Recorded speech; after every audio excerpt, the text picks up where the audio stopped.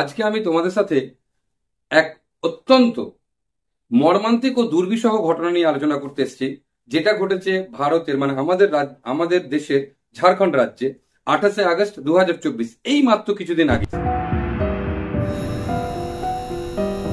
কি হয়েছে ঘটনাটা হচ্ছে এরকম যে ওখানে আবগারি কনস্টেবল নিয়োগ ছিল। ওখানে টোটাল ভ্যাকান্সি মানে নিয়োগ নেওয়া হবে, স্টুডেন্টস নেওয়া হবে কতজনকে, চাকরি দেওয়া হবে কতজনকে, 583 জন। 583 জনের মধ্যে এসছে কজন না, 1,27,500 জন। এই যে 1,27,572 জন, এর মধ্যে ছেলে এবং মেয়ে উভয় আছে। তো এদেরকে অ্যাডমিট দেওয়া হলো 12 থেকে 15 আগস্টের মধ্যে। আর এদেরকে ডাকা হচ্ছে 27-28 আগস্টের দিকে ডাকা হচ্ছে এদেরকে ফিজিক্যাল টেস্টের জন্য, মানে মাঠে রান পরীক্ষা করার জন্য, ফিজিক্যাল টেস্টের জন্য। তো ওরা সব এসছে সকালবেলা, মানে ভোরবেলা 5টার সময় করে।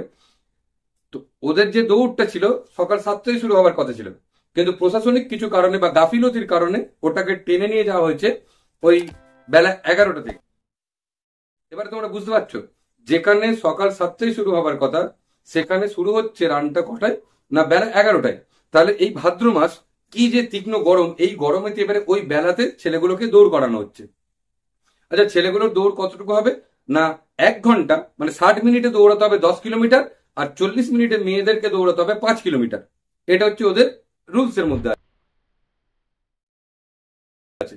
এবারে ছেলেগুলো এসে দৌড়াচ্ছে, দৌড়াতে দৌড়াতে কি করেছে, ছেলেগুলো পড়ে গেছে, পড়ে গিয়ে অজ্ঞান হয়ে গেছে। মূর্ছা অবস্থায় তাদেরকে হসপিটালে নিয়ে যাওয়া হয়। কিছুক্ষণের জন্য হসপিটাল কর্তৃপক্ষ জানিয়ে দেয় যে ওরা মারা গেছে।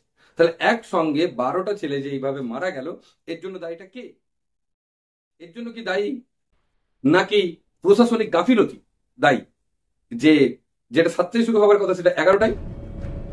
যে কোভিডশিল্ড ভ্যাকসিন, কারণ ভ্যাকসিনের আগে তো আমরা এইভাবে তো মৃত্যু তো দেখিনি, বা এইভাবে তো মৃত্যু হয়নি। আর আমরা যদি দেখি তো আমরা দেখেছি যে কোভিডশিল্ডের একটা সাইড এফেক্ট আছে, যেটা আমাদের হার্টে অ্যাটাক করছে। নাকি এটা সিস্টেম দায়ী, যে আগে রিটেন পরীক্ষা হবে, রিটেন পরীক্ষার পরে যারা পাস করবে তাদেরকে মাঠে ডাকা হবে, নাকি সবাইকে ডাকা হবে? নাকি দায়ী হচ্ছে ওই সমস্ত ছেলেগুলো যারা তার বাবা মার মুখে দুবেলা দুমুঠো অন্ন তুলে দেওয়ার জন্য আজকে লড়াই করতে এসেছিল মাঠে? আজকে তারা লড়াই করতেছে বাবা মাকে দেখার জন্য, নিজের সংসারকে চালানোর জন্য। আজকে তারা মাঠেতে এসে প্রাণ দিয়ে দিয়েছে। আমার প্রশ্ন হচ্ছে তিনটি, উত্তরটা তোমরা কমেন্টসে জানাবে যে এর জন্য দায়ী কে। নাকি ওই যে সিস্টেম যেখানে 12 থেকে 15 আগস্টের মধ্যে অ্যাডমিট দেওয়া হচ্ছে, ডাক হচ্ছে 28শে আগস্ট, মাত্র এই 15 দিন সময়। এই 15 দিনে কি একটা স্টুডেন্টসকে নিজেকে প্রিপেয়ার করতে পারে? মিনিমাম তো 3 মাস তো সময় দিতে হয় একটা স্টুডেন্টসকে তার নিজের ফিজিক্যাল টেস্ট তাকে প্রিপেয়ার করার জন্য। সেটা কি দেওয়া হয়েছে? তাহলে এর জন্য দায়ী কে? সিস্টেম, নাকি প্রশাসনের গাফিলতি, নাকি স্টুডেন্টসরা তার বাবা মাকে মানে একটা চাকরি পেয়ে তাদেরকে দেখার জন্য যে চেষ্টা সেটা দায়ী, নাকি কোভিডশিল্ডের সাইড এফেক্ট দায়ী? প্রশ্নটা তোমাদের কাছেই রাখলাম। আশা করি তোমরা কমেন্টস বক্সে উত্তরটা জানাবে। ধন্যবাদ।